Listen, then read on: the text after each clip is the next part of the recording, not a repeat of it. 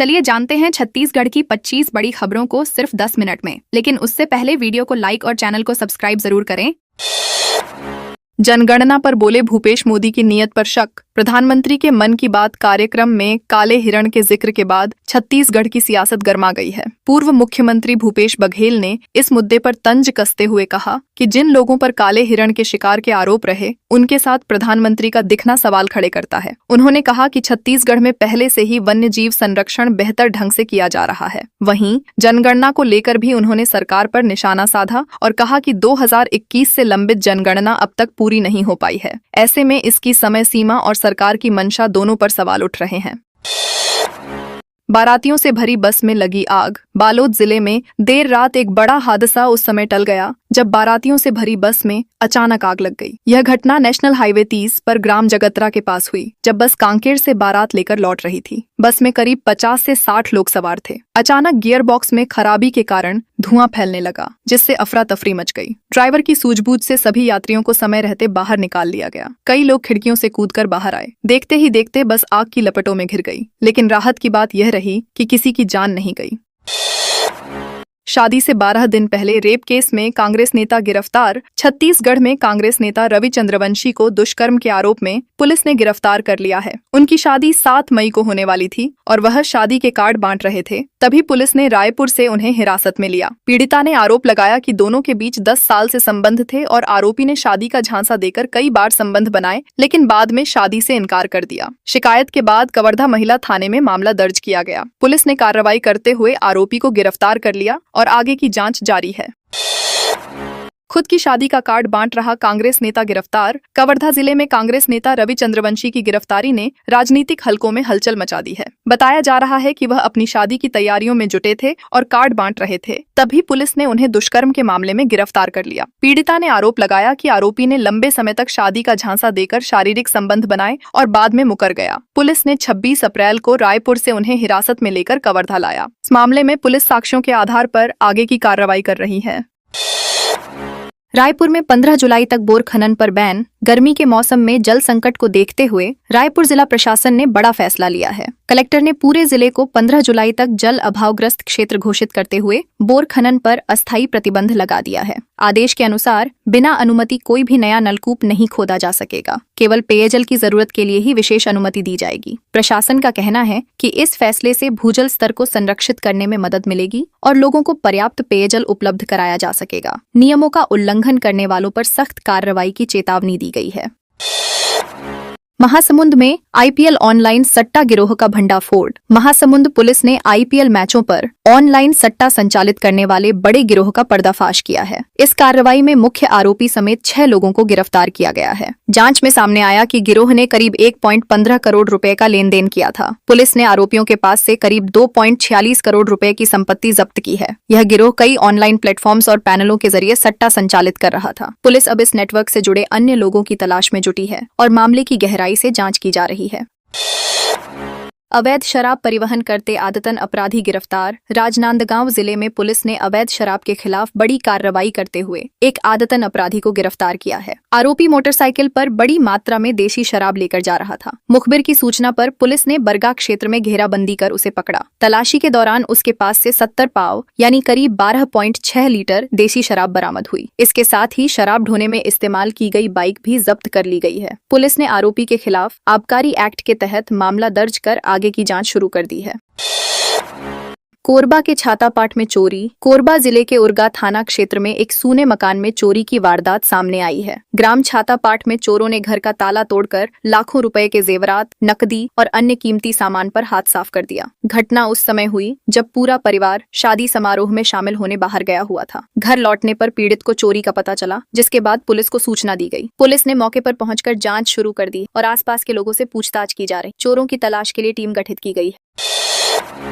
घुपसाल बना जल संरक्षण और कृषि नवाचार का मॉडल। गांव राजनांदगांव जिले का घुपसाल गांव जल संरक्षण और कृषि नवाचार के क्षेत्र में मिसाल बनकर उभरा है। कलेक्टर जितेंद्र यादव ने जिला पंचायत टीम के साथ गांव का दौरा कर यहां चल रहे नाला बोरी बंधान कार्य का निरीक्षण किया। ग्रामीणों ने सामूहिक प्रयास से करीब 3 किलोमीटर लंबे नाले पर बोरी बंधान कर पानी का संचयन किया है। इसके साथ ही फसल चक्र परिवर्तन अपनाकर धान की जगह मक्का और दलहन की खेती की जा रही है। इससे किसानों की आय बढ़ी है और जलस्तर में सुधार हुआ है। प्रशासन ने इसे आदर्श मॉडल बताया है। बिलासपुर में प्रभारी कुलसचिव से मारपीट। बिलासपुर में अटल बिहारी वाजपेयी विश्वविद्यालय के प्रभारी कुलसचिव तरनीश गौतम के साथ मारपीट और अभद्रता का मामला सामने आया है। यह घटना स्वस्तिक अस्पताल के पास उस समय हुई जब वे अपनी निजी कार से विश्वविद्यालय जा रहे थे। ओवरटेक को लेकर हुए विवाद ने अचानक हिंसक रूप ले लिया। आरोप है कि फॉर्च्यूनर सवार लोगों ने उनके साथ गाली गलौज और हाथापाई की। पुलिस ने तत्परता दिखाते हुए 2 आरोपियों लाखन सिंह और जयप्रकाश राठौर को गिरफ्तार कर लिया है। घटना में प्रयुक्त वाहन भी जब्त कर लिया गया है और मामले में कानूनी कार्रवाई जारी है। विश्व मलेरिया दिवस पर जागरूकता अभियान। मनेंद्रगढ़ में विश्व मलेरिया दिवस के अवसर पर सिविल अस्पताल में व्यापक जन जागरूकता अभियान चलाया गया। इस दौरान स्वास्थ्य कर्मियों और छात्राओं ने नुक्कड़ नाटक और रैली के माध्यम से लोगों को मलेरिया के लक्षण, कारण और बचाव के उपायों की जानकारी दी। कार्यक्रम का उद्देश्य लोगों को साफ सफाई, मच्छरों से बचाव और समय पर इलाज के प्रति जागरूक करना था। अस्पताल अधीक्षक डॉक्टर स्वप्निल तिवारी ने बताया कि सरकार का लक्ष्य वर्ष 2027 तक मलेरिया संक्रमण को समाप्त करना है, जबकि 2030 तक पूर्ण उन्मूलन का लक्ष्य रखा गया है। उन्होंने नागरिकों से सहयोग की अपील की। राजनांदगांव में बर्थडे पार्टी में चाकू से हमला। राजनांदगांव के गांधी चौक क्षेत्र में जन्मदिन पार्टी के दौरान मामूली विवाद ने हिंसक रूप ले लिया। केक काटने के बाद पुरानी रंजिश को लेकर शुरू हुई कहासुनी जल्द ही मारपीट और चाकूबाजी में बदल गई। इस घटना में एक युवक गंभीर रूप से घायल हो गया, जिसे अस्पताल में भर्ती कराया गया है। पुलिस ने तुरंत कार्रवाई करते हुए 3 आरोपियों को गिरफ्तार कर लिया, जबकि मुख्य आरोपी फरार बताया जा रहा है। घटना से इलाके में दहशत का माहौल बन गया। पुलिस मामले की जांच कर रही है और अन्य आरोपियों की तलाश जारी है। राजनांदगांव में व्यापम की MBSI परीक्षा संपन्न। राजनांदगांव में व्यापम द्वारा आयोजित मंडी बोर्ड उपनिरीक्षक भर्ती परीक्षा शांतिपूर्ण ढंग से संपन्न हुई। परीक्षा के दौरान सुरक्षा और पारदर्शिता को लेकर प्रशासन पूरी तरह सतर्क रहा। कलेक्टर जितेंद्र यादव ने विभिन्न परीक्षा केंद्रों का औचक निरीक्षण कर व्यवस्थाओं का जायजा लिया। उन्होंने अभ्यर्थियों के प्रवेश, पहचान सत्यापन, बैठने की व्यवस्था और सुरक्षा मानकों की गहन जांच की। परीक्षा केंद्रों पर भीड़ नियंत्रण और अनुशासन बनाए रखने के लिए विशेष इंतजाम किए गए थे। प्रशासन ने दावा किया कि पूरी प्रक्रिया निष्पक्ष और व्यवस्थित तरीके से संपन्न हुई है। प्लास्टिक पटाखा होलसेल दुकान 24 घंटे में तोड़ने के आदेश। अंबिकापुर में भीषण आग के बाद नगर निगम ने बड़ा फैसला लेते हुए क्षतिग्रस्त 3 मंजिला प्लास्टिक पटाखा गोदाम को 24 घंटे के भीतर तोड़ने का आदेश दिया है। आग के कारण इमारत बेहद जर्जर हो चुकी है और केवल 2 कॉलम के सहारे खड़ी है, जिससे आसपास के लोगों के लिए खतरा बना हुआ है। प्रशासन ने सुरक्षा को देखते हुए तत्काल कार्रवाई के निर्देश दिए हैं। घटना की जांच के लिए टीम गठित की गई है। आग इतनी भयंकर थी कि आसपास के कई मकान भी प्रभावित हुए। फिलहाल इलाके में सतर्कता बरती जा रही है। रेलवे स्टेशन पर यात्रियों को शरबत बांटा गया। बिलासपुर रेलवे स्टेशन पर भीषण गर्मी के बीच यात्रियों को राहत देने के लिए विशेष व्यवस्था की गई। प्लेटफॉर्म पर यात्रियों को ठंडा पानी और शरबत वितरित किया गया। यह पहल रेलवे के वाणिज्य विभाग, स्काउट गाइड और स्पेशल टीम द्वारा की गई। 43 डिग्री से अधिक तापमान में यात्रियों को मिस्टिंग सिस्टम के जरिए ठंडी फुहारों की सुविधा भी दी गई। इसके अलावा जरूरतमंद लोगों को ORS के पैकेट भी बांटे गए। रेलवे प्रशासन ने कहा कि इस तरह की पहल यात्रियों की सुविधा और स्वास्थ्य को ध्यान में रखते हुए आगे भी जारी रखी जाएगी। नौकरी छोड़ शुरू की। Multi layer farming. छत्तीसगढ़ में एक किसान ने नौकरी छोड़कर खेती में नया कीर्तिमान स्थापित किया है। करनौद गांव के रामनारायण जलतारे मल्टी लेयर फार्म और आधुनिक तकनीकों के जरिए विदेशी किस्म के कैप्सूल तरबूज की सफल खेती। पहले नरेगा सुपरवाइजर रहे रामनारायण ने बागवानी के प्रति अपने जुनून को आगे बढ़ाते हुए नर्सरी स्थापित की। आज वे खुद खेती करने के साथ साथ अन्य किसानों को भी वैज्ञानिक पद्धति सिखा रहे हैं। उनके प्रयास से जिले में लगभग 200 एकड़ क्षेत्र में आधुनिक खेती को बढ़ावा मिला है, जिससे किसानों की आय में वृद्धि हो रही है।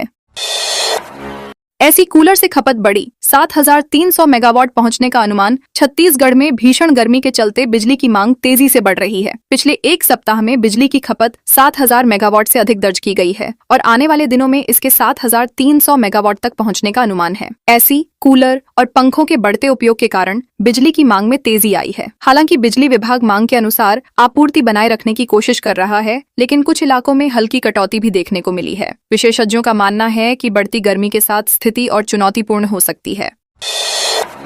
बस्तर जशपुर क्षेत्र में सर्वाधिक धर्मांतरण। छत्तीसगढ़ के आदिवासी क्षेत्रों में धर्मांतरण को लेकर एक विस्तृत पड़ताल में चौंकाने वाले तथ्य सामने आए हैं। रिपोर्ट के अनुसार बस्तर, जशपुर, अंबिकापुर और रायगढ़ के कई गांवों में बड़ी संख्या में लोग ईसाई धर्म अपना चुके हैं। कई गांवों में हिंदू आबादी अल्पसंख्यक रह गई है। रिपोर्ट में दावा किया गया है कि सामाजिक और आर्थिक रूप से कमजोर परिवारों को मिशनरियों द्वारा टारगेट किया जा रहा है। गांवों में कई पादरी सक्रिय हैं जो धर्म प्रचार और परिवर्तन में लगे हुए हैं। यह मुद्दा अब सामाजिक और राजनीतिक बहस का विषय बनता जा रहा है।